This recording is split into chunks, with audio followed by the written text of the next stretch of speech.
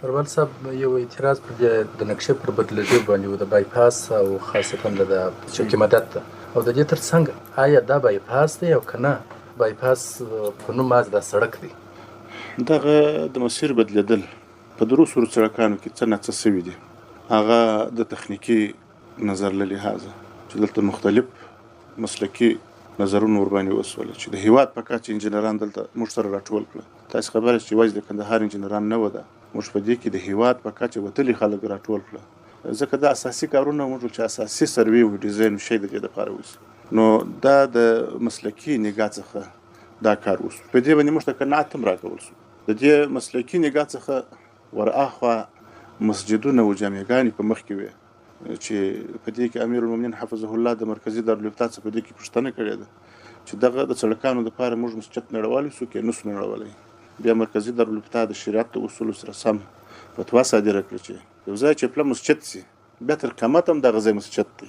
که سړک پر جوړ کړم حکم یې د مسجد دی او د زاګۍ د مسجدوالي نه وځي، دا به مسجد دی. یعنې احترام او عظمت او حرمت یې د مسجد رقم دی او ورباندې جوړوي سړک.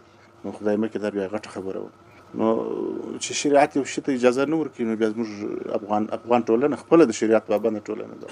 نظام خو الحمدلله سل په سل شرعي نظام دی. نو بیا موږ وویل چې دا دغه تخنیکي ستونزو په وجه باندې او د دغه مذهبي اماکنو د ساتنې په خاطر باندې دغه بعضې ځایو کې لږ په بعضو کې لږ ډېر تغییر راغی. او دا تغییر بعضې خلک یو سوال کوي وایي د داود خان د وخت نقشه بدله شول. ما دوی ټول مال د داود خان هم د خپل زمانې یو امیر و، باچا و، د افغانستان یو خادم و.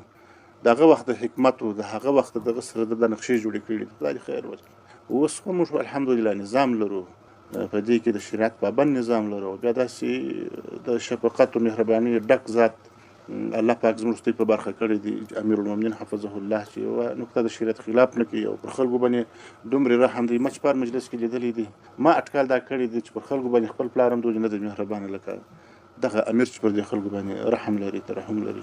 نو د داسې خوا څخه چې دا تصمیم نیول کېږي نو په دې کې حکمتونه وي، په دې کې نو بیا اطاعت پکار وي. نو هغه داود خان د هغې زمانې امیر و، هکار یې کړی دی. اوس بیا امیر المؤمنین حفظه الله زموږ چې الله پاک امیر کړی دی. دا حکم د ده مبارک تر نظر تېر شوی دی او بیا دغه شی تایید شوی دی، په دې باندې پرېکړه شوې ده. او د بایپاس هم دغه مسله ده چې لږ تغییر پکې ښاغلی دی، خو البته دغه بایپاس فعلي بایپاس دی، حلقوي غټ سړک دی. دا په حقیقت کې د ښار غټ حلقوي سړک دی چې د ښار کې څوک وغواړي چې غټ موټران تیر کړي، د ښار د ضرورت په خاطر باندې غټ موټران تیروي. نو د همدې حلقوي سړک څخه به یو ځای ته ځان رسوي، د ښار د مرکزي مسیر څخه به بدل وي. دې ته حلقوي سړک وایي، غټ حلقوي سړک دی. او بایپاس چې دی زموږ د ښاریانو ضرورت بایپاس ته شته، خو البته هغه بایپاس چې هغه پر معیارونو برابر غټ بایپاس دی، دغه سروي او ډیزاین روان دی، هغه به زمانګیري وي، خو هغه هم تر کار لاندې دی.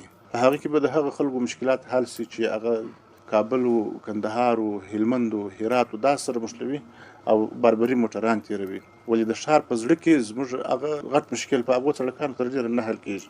د ښار د زړه مشکل چې حل کېږي هغه په همدغه سړک باندې حل کېږي. نو الله پاک دې وکړي چې دا زموږ د توقع امید سره سم دومره په دې ښار کې تجارتي او اقتصادي بدلون راسي او ترافیکي سهولت زموږ تر توقع هم لوړ راسي.